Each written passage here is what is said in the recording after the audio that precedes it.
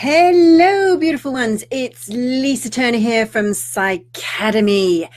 Okay, so today I want to talk to you about when your spiritual awakening and your spiritual evolution gets stuck. So you start to have all these great experiences and you start to awaken, you start to be more aware, and then suddenly, it gets stuck. Now, so what I'm going to do is I'm going to share the signs that you have got stuck, because it's not always immediately obvious. And sometimes, and also signs of kind of pseudo awakening, things that look like awakening that actually can be little pitfalls, and what you can do about it. Now, if you have any questions, pop them in the question box, even if you're listening to the replay, because I will answer them later. I always do that. If you like this video, like it. If you think somebody else would benefit from it, do click the sharey button. So, and if you love it, click the lovey button. Who doesn't love a bit of love, right? Okay, so is your spiritual awakening stuck? So in my previous video, we talked about what happens, what are the signs of awakening and why you'd want to awaken anyway, and what are the signs. So the signs are things like, like you get more awareness, you maybe start to have these spiritual experiences. What you also might start to be aware of is your spiritual powers starting to awaken. You become more intuitive, you become almost perhaps clairvoyant, you become, oh, hi Samantha, lovely to see you. So you notice all these things, this fantastic, wonderful, beautiful new awareness. And sometimes what happens is, so the ideal is, I did a picture for you. Do you like my picture? Right. So here's so these are the two paths where your spiritual awakening can happen. I'm starting to line these up, right? So what can happen is, the ideal is you'd have the green path, right? So you'd start awakening and you would just, keep going and keep on awakening. But what can happen is you can have an awakening, you can have a bunch of experiences, you can start to really develop some powerful spiritual powers and technologies and beliefs, but then it plateaus and you get stuck here. So I'm going to talk today about what this is, what this looks like, and how you can get out of it so you can start accelerating again. And ideally, how you can avoid it before you get there. Most people have a little wobble around here. And ideally, and most people do come out of it, but some people get really stuck and they can actually stay here forever in this plateau, believing they're awakened. So what does being stuck in your awakening look like? So as I said, part of your awakening journey is you start to develop extrasensory perception, psychic abilities, psychic powers. You maybe you can read auras and see energy orbs, and maybe you can start communicating with, with dead people, with people who've passed. Maybe you hear spirit guides, and maybe your spirit guide, you believe they're a person who's passed. So what happens is people can get overly fascinated with the phenomena, and the phenomena becomes what it's all about. It's all about being more psychic, being a better healer, being more predictive, being more powerful, and being able to radiate energy with the power of your mind, or whatever it is. I don't know. And they become very fascinated with the phenomena, or fascinated with the experience. So you have a really amazing spiritual experience and you love that experience, and then you want it again and again and again, but it doesn't actually change your life that much. So if you notice that you're having great experiences but your life still sucks, that is a sign that you're stuck in your spiritual awakening, that you're plateau. You're at that plateau we talked about, because you've got kind of fascinated by the experience rather than how it can change your life. I will explain the whole thing about descent into matter, and how a real spiritual awakening is also a spiritual evolution, because you bring it down into matter. Oh, thank you for the likes. I like that. All right. So fascination with experiences, fascination with phenomena, almost like this is all it's about. It's just about the experience. It's just about how great a vision you have. And your life still sucks, and you're still broke, and your relationship is still horrible, or whatever. You're not living where you want to live. That's a sign that you've plateaued.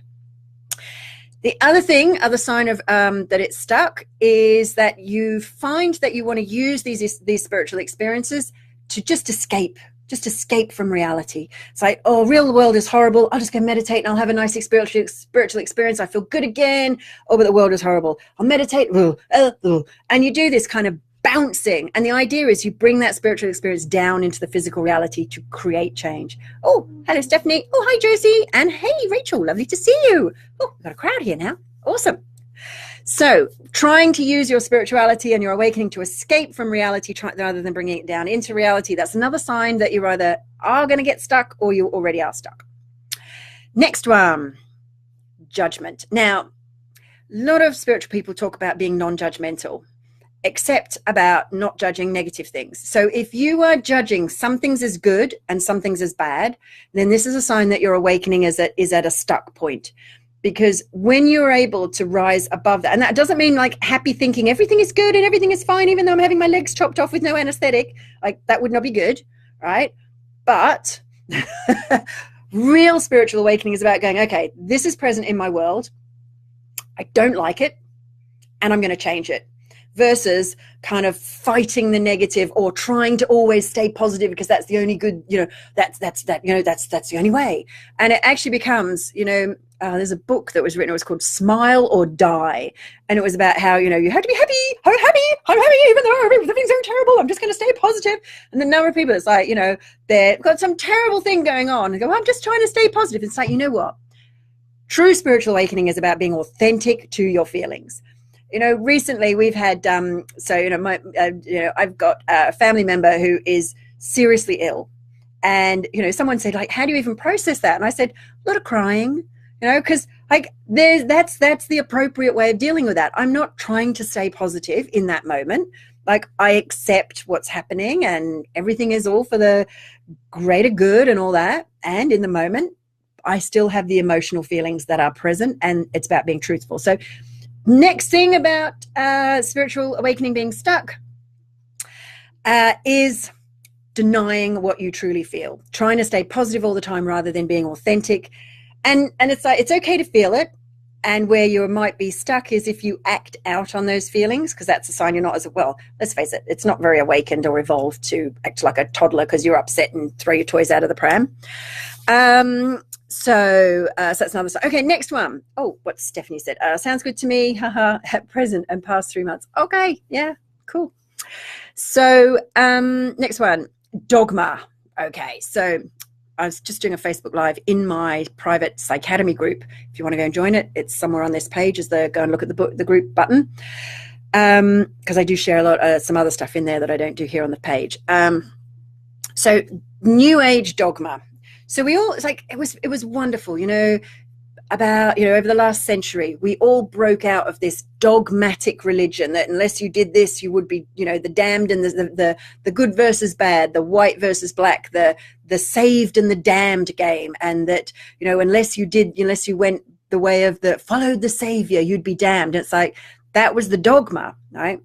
And then we had this whole uprising of esoterics and New Age. And it was like, you could believe what you want, whatever works, do no harm, awaken in your own way, except you got to protect yourself from the negative energy. And we got, don't throw your negative energy at me. And then we got this dogma of, oh, you've got to believe this. And unless you're doing your violet flame, unless you're saying your mantra in the right way, and unless you're taking the right kind of herbs. I actually saw someone post something about ayahuasca, and they said, if you're not taking ayahuasca, then you're in resistance to ayahuasca, and therefore, I don't know, there was something, but there was this like, well, I just don't want to take ayahuasca. Does that mean I'm in resistance? What if I'm also in resistance to having my legs amputated without an anesthetic, but I'm not sure I see the benefit of it.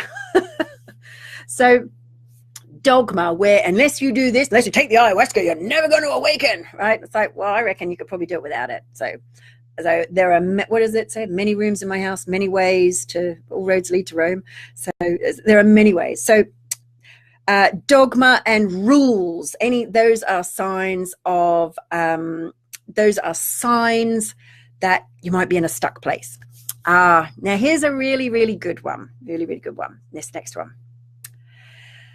Thinking that you're done. I've already awakened. I already speak to dead people, I already see auras, therefore I'm done, right?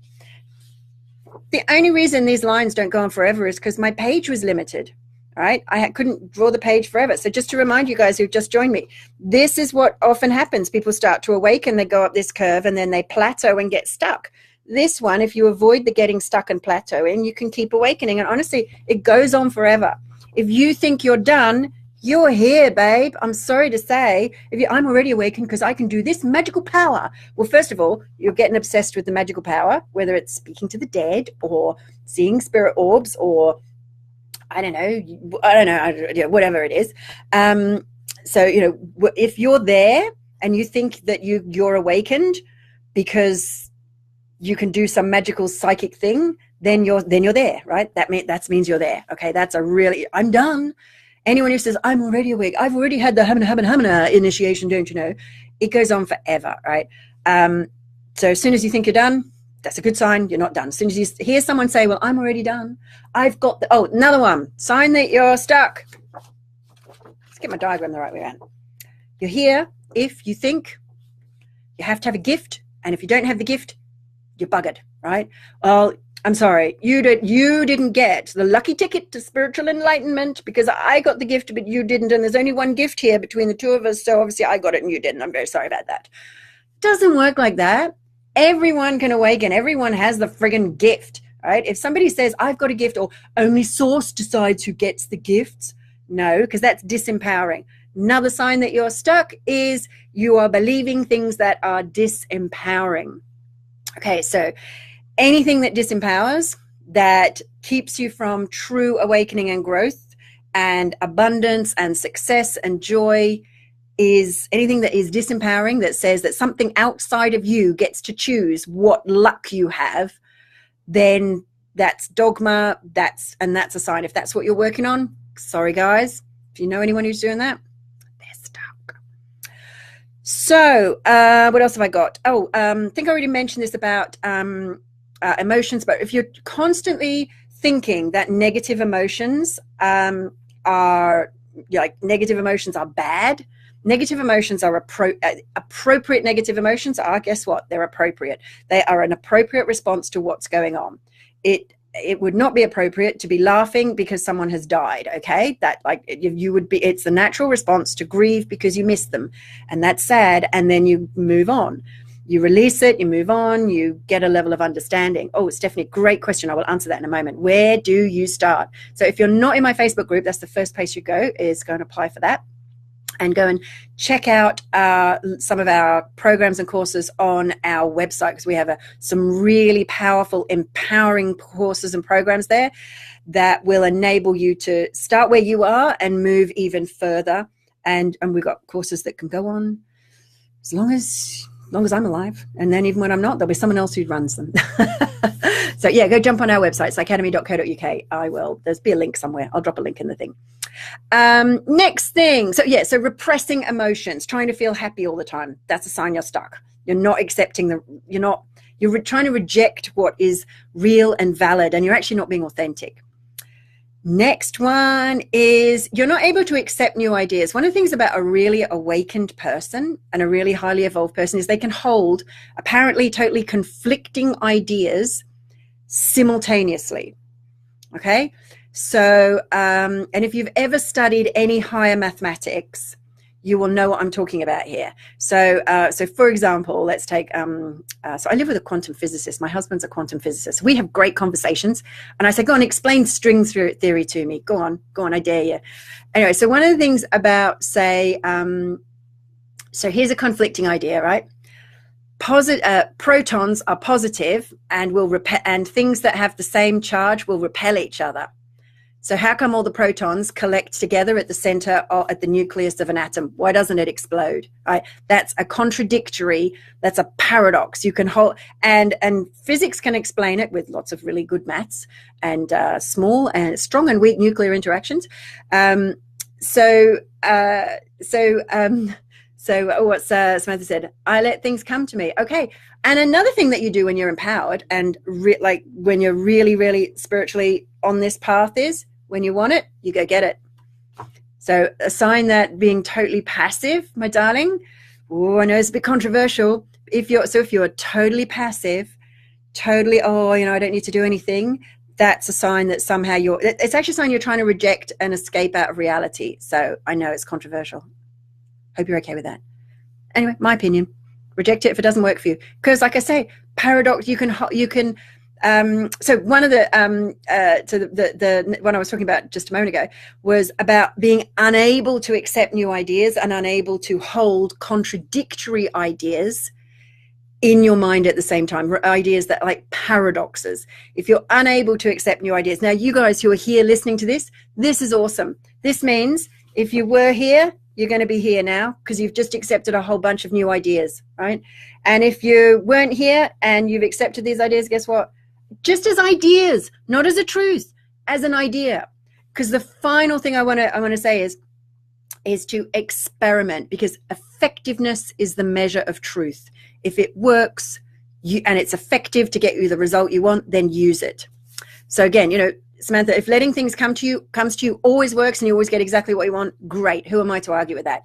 If, however, there's something you want, but you've decided I have to let it come to me and I can't go get it, but I really want that thing, but I got to let it come, but I really want it, got to let it come, then you're disempowered because you're not allowing yourself to say, you know what, that thing I want, got to go get it.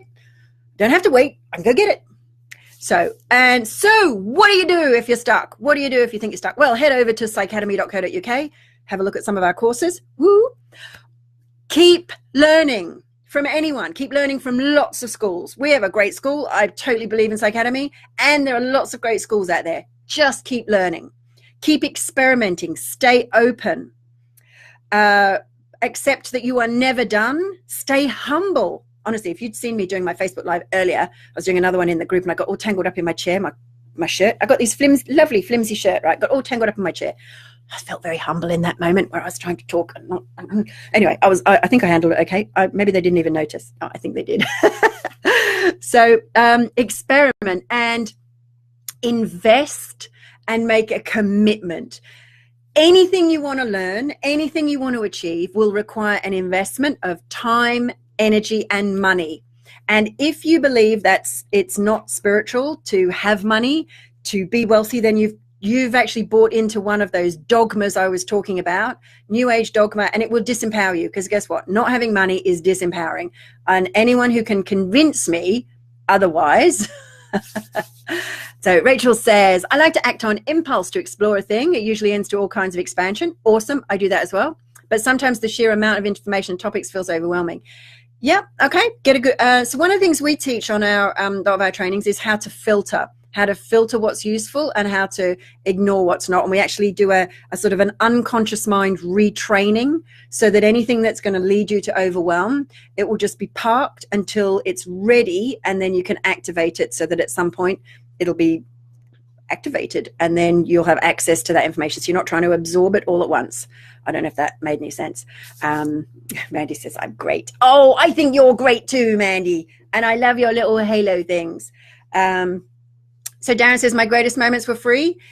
Yeah, that's okay. I'm not saying that free isn't good. I'm just saying that if you believe, and again, this is my experience. And so I'm not saying free can't be great, but what I am saying is if you if you want to go on a training course and it's in Hawaii, I don't know how you're going to do that.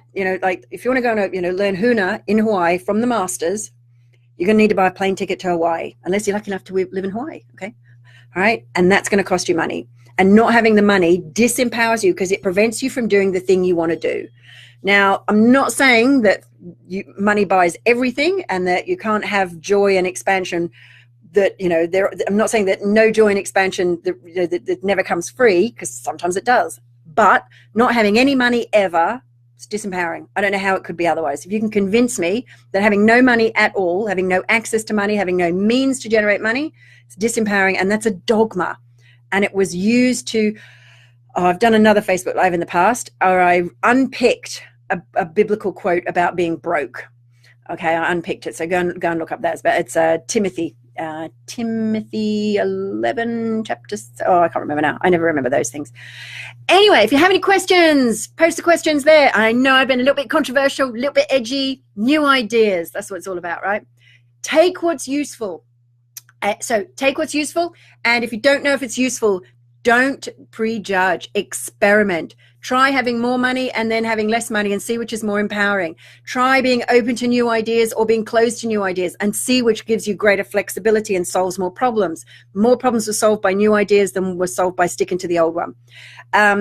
experiment with going beyond the phenomena and psychic powers to awakening and true empowerment from within rather than the external phenomena. Experiment with surrendering judgment. Experiment with letting go with the damned versus the save, or the good versus the evil, or labeling positive and negative energy. Just experiment that. Just experiment and see what results you get. And I'd love to hear what happens when you do those experiments. Love to hear that. So, that was a good long juicy Facebook Live, wasn't it? 20 minutes. Alrighty. Okay, if you like the video, click the like. If you love it, click the love. If you really want to share it because you know other people can benefit from this, maybe you know somebody who needs some new ideas, click the sharey button. Okay. Samantha says, just like my house needs doing, haven't got the money. So yeah, it disempowers me. Yeah, that's right. That's right. Absolutely. Absolutely. It's not just not having the money, it's also not having the means to be able to access money. I'm loving the likes, and I love you guys too. I really do. Thank you so much for listening, watching, and enjoying my new my new top, flappy sleeves. I'm really into flappy sleeves right now. I bought three, all with flappy sleeves. Because I'm so sensible like that, right?